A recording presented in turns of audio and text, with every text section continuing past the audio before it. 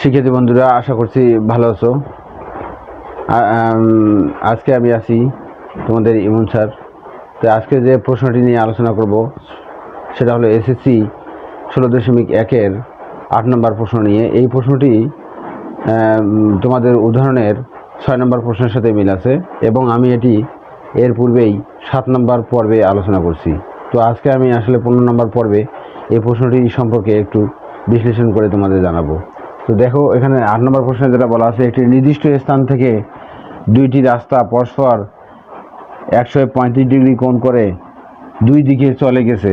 দুইজন লোক ওই নির্দিষ্ট স্থান থেকে যথাক্রমে ঘন্টায় একজন যাবে 7 কিলোমিটার, আরেকজন হলো 5 কিলোমিটার বেগে বিপরীত দিকে রওনা হলো। 4 ঘন্টা পর তাদের মধ্যে সরাসরি দূরত্ব কত? তো এখানে প্রশ্নটা যেটা বলছে সেই অনুযায়ী আমি একটা তোমাদের চিত্র এঁকে দেই। তোমরা 7 নম্বর পর্বটি দেখে নেবে। ওই 7 নম্বর পর্বেই এই প্রশ্নটির সমাধান দেওয়া আছে। তো দেখো, এখানে যেটা বলছে যে একটি নির্দিষ্ট বিন্দু ধরে নিলাম আমি, এটা এ বিন্দু। এই নির্দিষ্ট বিন্দু থেকে নির্দিষ্ট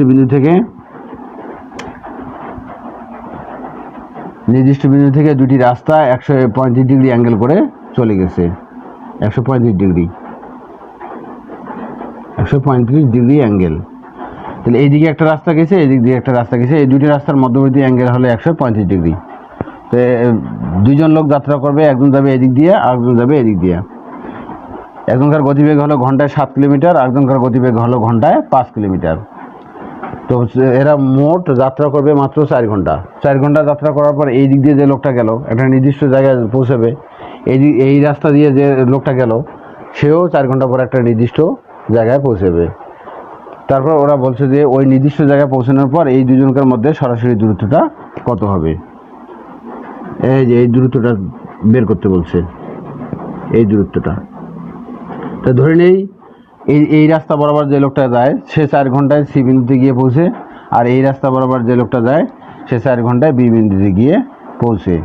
তাহলে এই রাস্তা বরাবর যে লোকটি যায় তার ঘন্টায় গতিবেগ যদি আমরা 7 কিলোমিটার ধরি, তাহলে 4 ঘন্টায় সে যাত্রা করবে 4 × 7 = 28 কিলোমিটার। আর এসি রাস্তা বরাবর যে লোকটি যায় তার ঘন্টায় গতিবেগ যদি 5 কিলোমিটার হয়, তাহলে 4 ঘন্টায় সে যাবে 4 × 5 = 20 কিলোমিটার।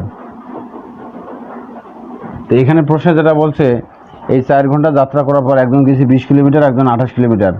যাওয়ার পর তাদের একটা যে নির্দিষ্ট জায়গা পৌঁছাবে, একজন যাবে সি বিন্দুতে, একজন যাবে বি বিন্দুতে। এই বিসি এর সরাসরি দূরত্ব কত? বিপরীত বাহু নিয়ে আসতে বলছে, অর্থাৎ বিসি বাহুর দৈর্ঘ্য নিয়ে আসতে বলছে। তাহলে সেক্ষেত্রে আমাদেরকে এটা এই ক্ষেত্রে আমরা কোনো সূত্র জানি না। এজন্য আমরা এটাকে সমকোণী ত্রিভুজ যদি আমরা বানাতে চাই, তাহলে আমাদেরকে করতে হবে যে বিএ বাহুকে বর্ধিত করি, বিএ বাহুকে ডি পর্যন্ত বর্ধিত করি এবং সি বিন্দু থেকে ওই বি এর বর্ধিতাংশের উপর একটি লম্ব অঙ্কন করি। আর লম্ব অঙ্কন করলে এখানে তো সমকোণ হবেই, আর সমকোণ হলে এটাকে আমরা অতিভুজ ধরে ক্যালকুলেশন করে বিসির মানটা আমরা নিয়ে আসব। তাহলেই এই দুজনকার বি বিন্দুতে এবং সি বিন্দুতে যে লোকটি আছে তাদের সরাসরি দূরত্ব চলে আসবে। এবং এই বিষয়ে আমি তোমাদের 7 নম্বর পার্টে আলোচনা করছি। তোমরা 7 নম্বর পার্টটি ভালো করে দেখে নেবে, তাহলেই বুঝে যাবে যে এটি কীভাবে সমাধানটা চলে আসে। শিক্ষার্থী বন্ধুরা, তোমাদের এসএসসি 16.1-এর পরিমিতির 9 নম্বর প্রশ্নে যেটা বলা আছে, দেখো 9 নম্বর প্রশ্নে তোমাদের কি বলা আছে। 9 নম্বর প্রশ্নে বলছে যে একটি সমবাহু ত্রিভুজের অভ্যন্তরস্থ একটি বিন্দু থেকে 3টি বাহুর ওপর অঙ্কিত লম্বের দৈর্ঘ্য যথাক্রমে একটা দেওয়া আছে 6 সেন্টিমিটার, আরটা হলো 7 সেন্টিমিটার এবং আরটা দেওয়া আছে 8 সেন্টিমিটার। তাহলে বলছে যে ওই সমবাহু ত্রিভুজটির বাহুর দৈর্ঘ্য নির্ণয় করো এবং সমবাহু ত্রিভুজের ক্ষেত্রফল নির্ণয় করো। তাহলে সমবাহু ত্রিভুজের ক্ষেত্রফল আমরা জানি √3/4a²। তাহলে দেখো, প্রত্যেক বাহু এর মান আমাদেরকে আনতে বলছে, আর এর মান যদি আমরা আনতে পারি তাহলে এই ত্রিভুজটির ক্ষেত্রফলও বের করতে পারবো, বাহুর দৈর্ঘ্য চলে আসবে। আর বাহুর দৈর্ঘ্য চলে আসা মানে এখানে বসে দেবো আমরা, এই ত্রিভুজটির ক্ষেত্রফল চলে আসবে। তো এই প্রশ্নের কি বলা আছে সেই সম্পর্কে আমি একটি চিত্র এঁকে তোমাদেরকে বোঝানোর চেষ্টা করতেছি।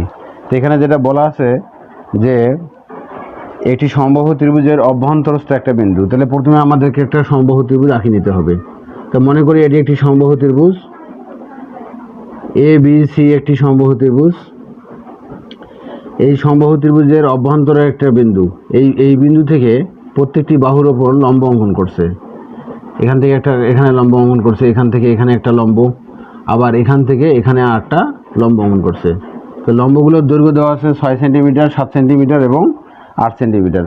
তাহলে আমরা এখানে 6, এখানে 7, এখানে 8 দিতে পারি, অথবা এখানে 6, এখানে 7, এখানে 8 দিতে পারি, অথবা এখানে 6, এখানে 7, এখানে 8 দিতে পারি। সো যে কোনো একটা লম্বকেই আমরা 6, 7, 8 বাহু দ্বারা ডিফাইন করতে পারি। তাহলে আমি এটাকে ধরে নিলাম যে এটা হলো 6 সেন্টিমিটার, এই বাহুটা হলো 7 সেন্টিমিটার এবং এটা হলো 8 সেন্টিমিটার। তাহলে এখানে আমরা সমবাহু ত্রিভুজটা যদি আমরা ক্ষেত্রফল বের করতে চাই তাহলে বাহুর দৈর্ঘ্য জানতে হবে। আর এই জন্যই আমরা এটাকে ক্যালকুলেশন করার জন্য এইটা একটু আমরা অতিরিক্ত সংযুক্ত করে দেবো, এই যে এইটা যুক্ত করে দেবো এবং এটাকে আমি ও দেই নাম। আবার এই যে এটাকেও বর্জিত করে এখানে নাম দিয়ে দেই, এখানেও বর্জিত করে এখানে নাম দিয়ে দেই। তাহলে আমরা এখানে ত্রিভুজ পাচ্ছি আমরা কটা দেখো, বি ও সি একটা ত্রিভুজ, এ ও সি একটা ত্রিভুজ এবং এ ও বি একটা ত্রিভুজ। এই বি ও সি যখন ত্রিভুজ নিয়েছি তখন এই অংশটা কথা বলছে, এই অংশটা। আবার এ ও সি বলতে এই অংশটা আর এই অংশটা, আবার এ ও বি বলতে এই অংশ আর এই অংশ। তাহলে এই সবগুলো অংশের যদি ক্ষেত্রফল আমরা যোগ করি তাহলে এই পুরা ত্রিভুজটার ক্ষেত্রফলের সমান হবে। তা যদি আমরা এখানে প্রথমে ধরে নেই, দেখো সমাধানের ক্ষেত্রে আমরা কীভাবে লিখবো। তাহলে সমাধান আমরা লিখতে পারি, ধরি সমবাহু ত্রিভুজটির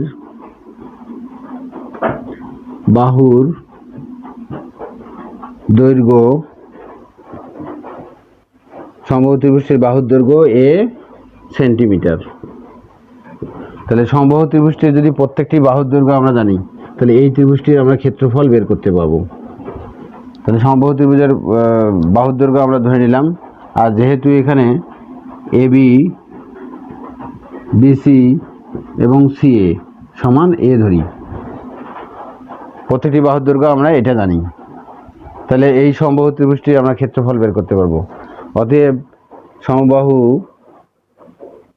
ত্রিভুজটির ক্ষেত্রফল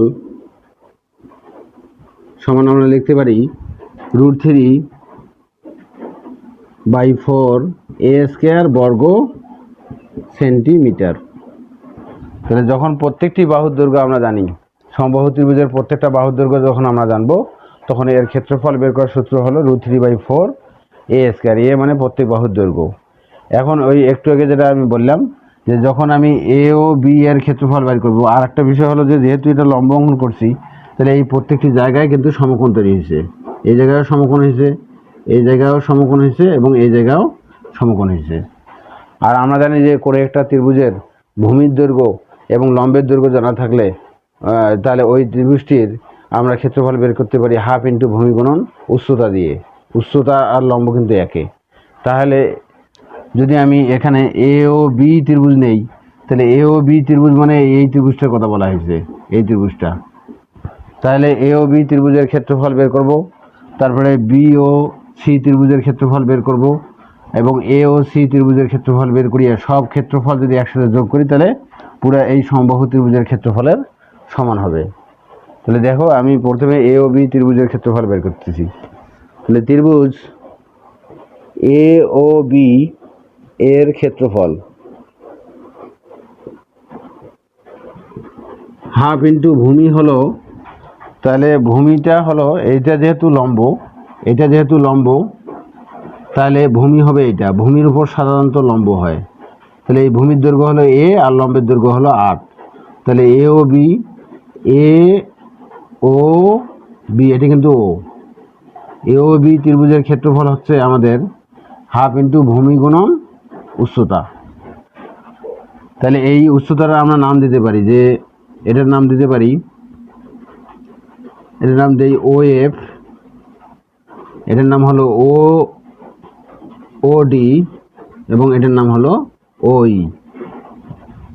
তাহলে এখানে আমরা লম্ব পাইছি, লম্বগুলোর দৈর্ঘ্য হলো কি, এখানে তোমরা এই যে এই জায়গায় লিখে দিতে পারবা, এই লাইনটাতে এখানে লিখে দিবা। এখানে আমরা দেখতে পাচ্ছি যে O F equal to 8 centimetre, O F equal to 8 centimetre, O D equal to 6 centimetre, এবং আরেকটা আমরা দেখতে পাচ্ছি O E equal to 7 centimetre. তাহলে তিনটে লম্বের দৈর্ঘ্য প্রশ্নে দেওয়া আছে। তাহলে এ ও বি ত্রিভুজের যখন ক্ষেত্রফল বের করব তখন ভূমি গুণন উচ্চতা লাগাবো। তাহলে হাফ ইন্টু ভূমি গুণ উচ্চতা, তাহলে ভূমি হলো এ বি আর উচ্চতা হলো ও এফ। তাহলে মান বসে দিলে কত আসবে? 1/2। এ বির মান হলো এ, ও এফ এর মান হলো 8, কাটাকাটি যদি করি আমাদের 4 পাই, তাহলে 4a হলো শুধুমাত্র এ ও বি ত্রিভুজের ক্ষেত্রফল। এখন আমরা যদি নিয়ে আসি বি ও সি ত্রিভুজের ক্ষেত্রফল, তাহলে বি ও সি বলতে এই যে এই ত্রিভুজটাকে বলছে বি, এই যে বি ও সি, এই যে এই ত্রিভুজটা, তাহলে এই ত্রিভুজটার ক্ষেত্রফল আমরা এখন নিয়ে আসবো। তাহলে বি ও সি ত্রিভুজের ক্ষেত্রফল, তাহলে ভূমি হলো এ অর্থাৎ বিসি, আর লম্ব উচ্চতা হলো ওডি। তাহলে আমরা এখন লিখব ত্রিভুজ বিওসি এর ক্ষেত্রফল। বিওসি এর ত্রিভুজের ক্ষেত্রফল হাফ ইন্টু ভূমি হলো বিসি, উচ্চতা হলো ওডি। তো মান যদি আমরা বসে দেই, তাহলে হাফ থাকলো বিসির মান এ আর ওডির মান হলো 6, কাটাকাটি করলে আসতেছে 3a। তাহলে 3a পাইলাম। আর একটা ত্রিভুজ আমাদের বাকি আছে, সেটা হলো যে এ ও সি, তাহলে অর্থাৎ এই ত্রিভুজটা। তাহলে এই ত্রিভুজের যদি ক্ষেত্রফল আমরা নিয়ে আসি, তাহলে আসতেছে ত্রিভুজ এ ও সি এর ক্ষেত্রফল। ত্রিভুজ এ ও সি ত্রিভুজের ক্ষেত্রফল, ত্রিভুজ এ ও সি এর ক্ষেত্রফল ভূমি হবে এসি, কারণ লম্বটা যেহেতু এখানে, উচ্চতা হবে ওই, তাহলে ভূমি হলো এসি, উচ্চতা হলো ওই। ক্যালকুলেশন যদি আমরা করি, তাহলে হাফ লিখি, এখানে এসির মান হলো এ এবং ওইর মান হলো 7, তাহলে ক্যালকুলেশন করলে আসতেছে 7a/2। তাহলে তোমরা দেখো এই যে এই তিনটা ত্রিভুজের ক্ষেত্রফল একসাথে যদি আমরা যোগ করি, তাহলে সম্পূর্ণ এবিসি ত্রিভুজের ক্ষেত্রফলটা আসবে। তাহলে সমবাহু ত্রিভুজ অর্থাৎ এবিসি ত্রিভুজের ক্ষেত্রফলটা চলে আসবে। শর্ত মতে তাহলে আমরা লিখতে পারি ত্রিভুজ এবিসি এর ক্ষেত্রফল, এই যে এই জায়গায় সমবাহু ত্রিভুজটির ক্ষেত্রফল, অথবা আমরা লিখতে পারি এবিসি ত্রিভুজটির ক্ষেত্রফল,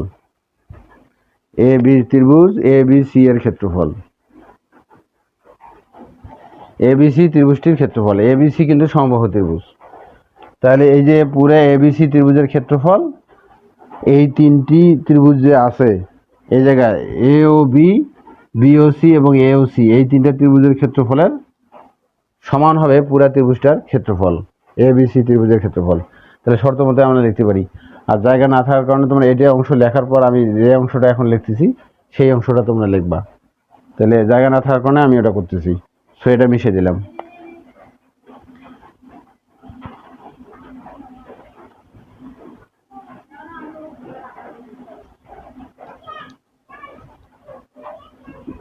তাহলে শর্ত মতে আমরা লিখি, শর্ত মতে ত্রিভুজ এ বি সি এর ক্ষেত্রফল সমান ওই যে তিনটা ত্রিভুজ আছে ওই তিনটি অংশের ক্ষেত্রফলের সমষ্টি। তাহলে সমান আমরা লিখতে পারি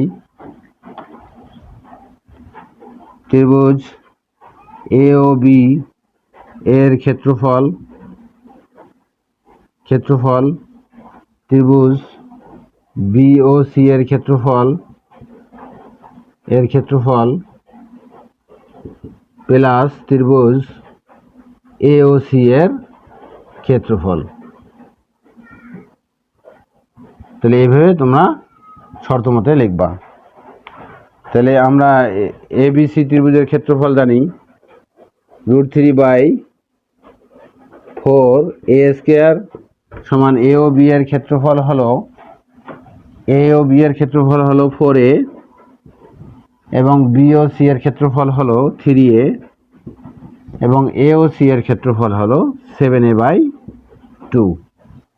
তো এখন ক্যালকুলেশন করলে, যেহেতু এটি একটি সমীকরণ, আমরা একটা মাত্র চলক দেখতে পাচ্ছি, সেটা হলো এ। ক্যালকুলেশন করলে এ এর মানটা চলে আসবে, আর এ এর মান যখন চলে আসবে তখন এই যে ত্রিভুজটির বাহুর দৈর্ঘ্য চলে আসবে, আর এ এর মান আমরা যদি এই জায়গায় বসে দেই তাহলে ত্রিভুজটির ক্ষেত্রফলও চলে আসবে। তাহলে এখন ক্যালকুলেশন করে নিই আমরা। তাহলে এখানে দেখতে পাচ্ছি আমরা √3a² / 4। এখানে যদি আমরা লসাগু করি তাহলে 4 দুগুণে 8a, 3 দুগুণে 6a + 7a/2। তো এখানে যে কাজটা করতে পারি সেটা হলো √3/4a² = 6 6 12 13 14, 14 আর 7 যদি যোগ করি 21, নিচে হলো 2। তাহলে এখন যদি আমরা ক্যালকুলেশন করি, এখানে দুই পাশ থেকে এ একটা বাদ দেওয়া যায়, আবার এখানে 2 দিয়ে গুণ করাও যায়। তাহলে এখানে আমরা ক্যালকুলেশন করতে পারি √3, এখানে এ আছে 2টে, এখানে আছে একটা, তাহলে এ দ্বারা ভাগ করব। আর এখানে আছে 4 আছে, আর এখানে 2 আছে, তাহলে 2 দ্বারা গুণ করব। তাহলে যদি আমরা করি তাহলে এখানে আসতেছে 2, আর এ থাকে, আর এখানে থাকে অনলি 21। দেখো, যেহেতু a² উপরে আছে, এখানে এটা উপরে আছে, তাহলে এ উপরে থাকার কারণে এ দিয়ে ভাগ করলে একটা এ চলে যাবে দুই পাশ থেকে। এখানে একটা এ চলে যাবে, এখানে একটা এ চলে যাবে, তাহলে এখান থেকে এ চলে গেলে আর থাকে একটা এ, আর এখানে এ তো কাটা গেল। আর নিচের 2 যদি তোমরা কাজ করতে চাও তাহলে উপরে 2 দিয়ে গুণ করলে নিচের 2 একটা করে কমে যাবে। তাহলে এখানে 2 কমলো, আর এখানে 4কে 2 দিয়ে ভাগ করলে, যেহেতু তুমি 2 গুণ করবা, তাহলে 4কে 2 দিয়ে ভাগ করলে 2 থাকবে। এখন আর গুণন দেই, এটা √3 সাথে গুণ আছে। তাহলে যদি আমরা ক্যালকুলেশন করি তাহলে আসতেছে, এর নিচে মনে মনে 1 আছে, 1 দিয়ে যদি এটাকে গুণ করি তাহলে আসতেছে √3a = 21 × 2, তাহলে 21 দুগুণে 42। তাহলে √3 এর সাথে √3 সাথে এটা গুণ আছে, তাহলে ওই পিছে যা ভাগ হইবে, তাহলে a = আমরা লিখতে পারি 42/√3। তাহলে আমরা জানি যে হরে √² থাকতে নেই, তাহলে এটাকে যদি আমরা ভ্যানিশ করতে চাই তাহলে √3 দ্বারা উপরেও গুণ, নিচেও গুণ। তাহলে উপরে হলো √3, নিচে হলো √3.√3। তাহলে লব এবং হরকে √3 দ্বারা গুণ করে। এখন যদি আমরা ক্যালকুলেশন করি তাহলে a = আসতেছে 42 √3, আর নিচে আসতেছে 3, 3 14 42। দ্যাট ইজ মিন এর মান আসতেছে 14√3। তাহলে সমবাহু ত্রিভুজের বাহুর দৈর্ঘ্যটি আমরা পাইলাম। যেহেতু বাহুর দৈর্ঘ্য পেয়েছি, তাহলে ক্ষেত্রফল বের করা আমাদের জন্য কোনো ব্যাপারই না। এখানে বলছি যে ত্রিভুজটির বাহুর দৈর্ঘ্য নিয়ে আসো, তাহলে এর মান চলে আসলো, অর্থাৎ বাহুর দৈর্ঘ্য চলে আসলো, ত্রিভুজটির ক্ষেত্রফল নিয়ে আসবো। তাহলে ত্রিভুজটি যেহেতু সমবাহু ত্রিভুজ, অতএব এর ক্ষেত্রফল কি হবে। এরপরে তোমাদেরকে এই অংশটা লিখতে হবে, আমি এটা লিখে দিচ্ছি। অতএব ত্রিভুজ ABC এর ক্ষেত্রফল, অর্থাৎ সমবাহু ত্রিভুজের ক্ষেত্রফল, এর ক্ষেত্রফল সমান আমরা লিখব √3/4a² বর্গ সেন্টিমিটার। আর যেহেতু আমরা এর মান জানি 14√3, এখানে বসে দেই। তোমরা এটা যখন বাহুর দৈর্ঘ্য নিয়ে আসতে বলবে 14 ক্যালকুলেটর লেখার পর √3 চাপ দিবা, ক্যালকুলেটর চাপ দিলে দশমিক আকারে অ্যান্সার আসবে, তোমরা দশমিক আকারে অ্যান্সার দিবা। তাহলে এখানে এর মানটা আমরা বসে দেই, তাহলে এর মান বেড়েছে 14√3। তো এই জায়গায় যদি আমরা বসে দেই তাহলে √3, এই √3টা সূত্রের, এটা পুরোটাই সূত্র, তাহলে এর মান হলো 14√3, তার এরপর হবে a² বর্গ সেন্টিমিটার। ক্যালকুলেশন করলে কি আসতেছে, √3 থাকলো উপরে, নিচে 4, √² আর a² কাটা যায়, √² আর a² কাটা গেলে 3 থাকে, আর 14 উপর a² মানে 2টা 14 গুণ করবা, অর্থাৎ a²টা 14 জন্য একবার কাজ করবে, √3 জন্য আরেকবার কাজ করবে। তাহলে 14 জন্য কাজ করলে 2টা 14 গুণ করতে হবে, আর √3 জন্য কাজ করলে a² আর √ কাটা যাবে, তাহলে 3 দিয়ে 14 উপর a² করিয়া গুণ দিবা, 14 উপর a² করিয়া 3 দিয়ে গুণ দিবা, তাহলে চলে আসবে 528 এত বর্গ সেন্টিমিটার। তো এখন আসলে ক্যালকুলেশনের পালা। 4 দিয়ে মানে √3 গুণন বা 588 যে বেড়াইছে, 588 গুণন √3 ক্যালকুলেটর চাপ দিয়ে 4 দিয়ে ভাগ দিবা। তাহলে তোমাদের অ্যান্সার যেটা আসবে সেটা হলো 254.611 বর্গ সেন্টিমিটার। এটা তোমরা ক্যালকুলেটর চাপ দিলেই এটা অ্যান্সার আসবে 254.611। আশা করছি শিক্ষার্থী বন্ধুরা তোমরা এই 9 নম্বর প্রশ্ন সম্পর্কে বুঝছো। তো আগামী পর্বে আমরা 10 নম্বর প্রশ্ন নিয়ে আলোচনা করব। দেখার আমন্ত্রণ রইল তোমাদের।